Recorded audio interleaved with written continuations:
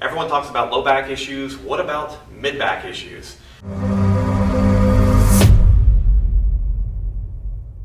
In our last few blogs, we've been looking at easy solutions for kind of common issues. We did a blog recently on low back issues and then also improving shoulder function. So what I want to go over with you today is based off a question that came in on the blog that said, hey, everyone talks about low back issues. What about mid-back issues? Very, very common complaint that we see a lot of times. Now, I'm going to give you some background information first. Then we're going to look at two different basic exercise ideas that you can start to incorporate if you have a lot of issues in these troublesome upper trap areas or mid-back areas around your scapula, the ribs, or around the spine. So one thing I want you to be aware of is that a lot of issues that occur here or in what's called the periscapular or infrascapular area, in other words, in the middle of the shoulder blade or underneath the shoulder blade, are often related to referral from the visceral system. So if you're having breathing issues, you're having gut issues of some kind, maybe stomach inflammation, gallbladder, liver issues, in some cases those can actually cause referred pain into the mid-back and upper trapezius region. So I always want to recommend to people, if you try exercises, you've been doing lots and lots of mobility work and strengthening, and you continually have these issues, make sure that you talk to a healthcare provider about that. Maybe you need some testing or you just need to work on your breathing to improve that. But it is super common. We see it all the time, so I want you to be aware of it. Now, usually, once we know that people are safe to do things, we then start to focus on how can we improve the conversation between the brain and the musculature, because the musculature isn't tight on its own. It's actually causing you issues because of some kind of improper communication between the brain-body system. So in our system, we do a lot of what we call neuromechanic drills. Some people call these nerve flosses or nerve glides. So we're going to look at one that's very specific to what's called the accessory nerve. Now, the accessory nerve is actually called a cranial nerve coming out of the brainstem. It's a cranial nerve 11, and it basically handles this muscle right here called your sternocleidomastoid and also your upper trapezius. So if you have some issues in that nerve, you may have either excess tension or even weakness with tension in the neck and shoulder regions. So this is often a very fast fix. So to work on this particular nerve, it's kind of a strange exercise.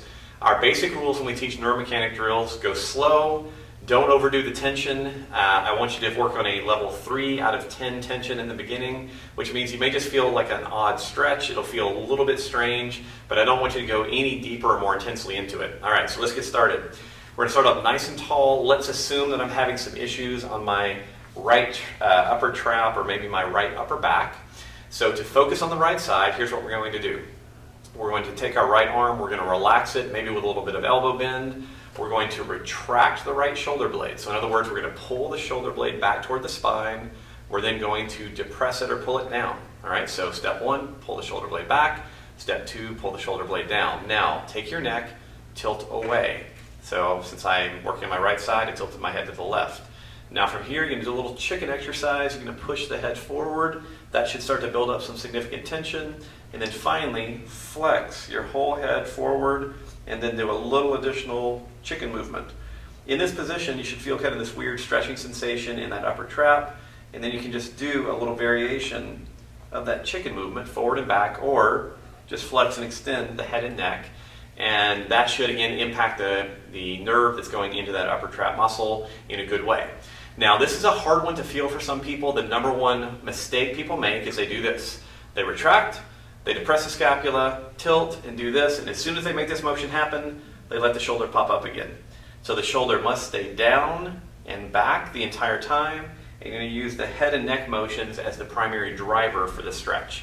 So that's called an accessory nerve neuromechanic drill. Don't need to know that. You just need to know that it'll make your neck and shoulder function better and your upper back. So again, you can do it on both sides, but I tend to have people focus first on the side with less tension so that you can learn it there, and then perform the exercise on the side with more tension.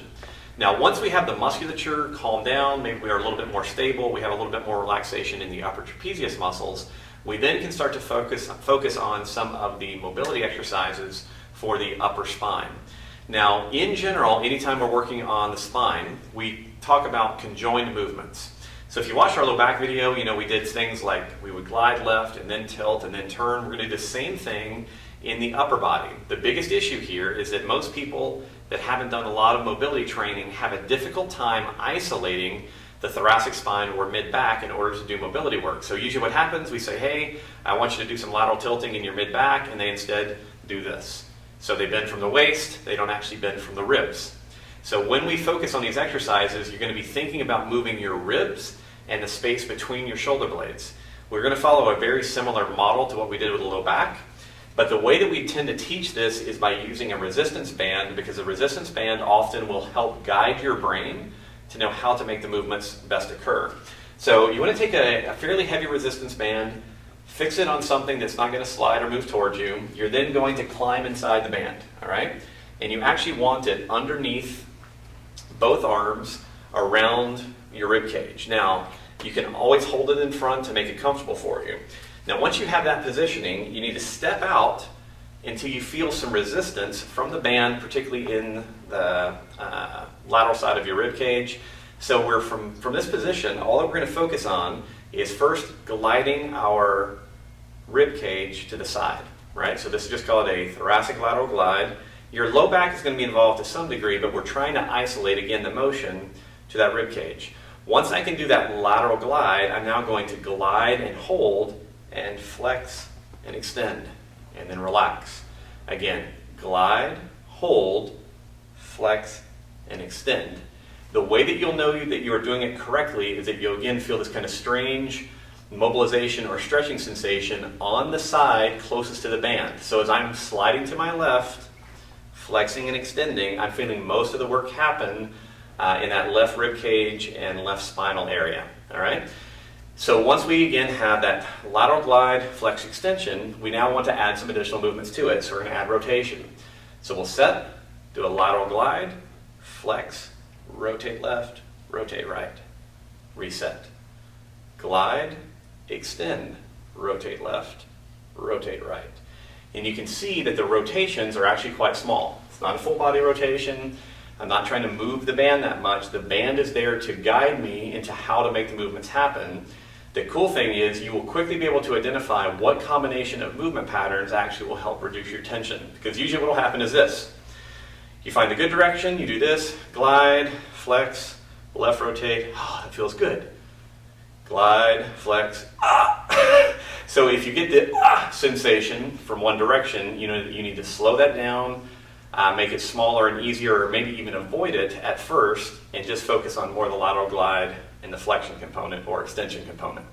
Now, we can also incorporate into this a lateral glide with a lateral bend, flex, extend, rotate, rotate, right? So ultimately, we have to think about the mid-back going forward and back, flexion, extension, gliding right and left, bending right and left, rotating right and left. So it is, again, a three-dimensional look at how to create mobility in that upper back region.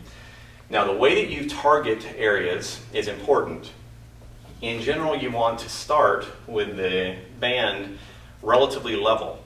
But if I, let's say, felt more tension in my mid-back, but in my lower mid-back, I may want to elevate the band, put it on a higher attachment point so that it's coming down on an angle. That will allow me to focus on that lower rib cage, lower thoracic spine area to do my exercises.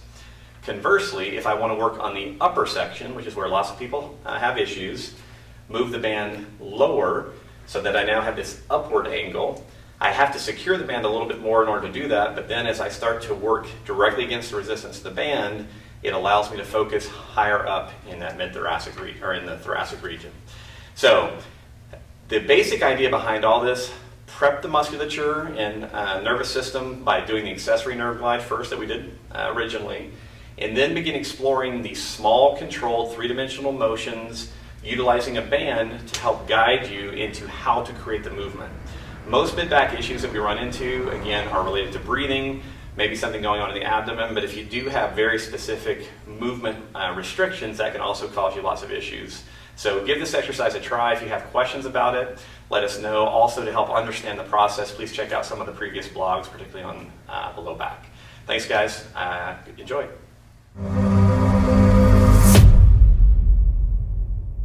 Hope if you have any questions with this one, let me know. I completely ran out of words. Wow, just total blank. So, well, Big gulps, huh? And I'm out. Okay. Band drop. Where do I pick that up? Let's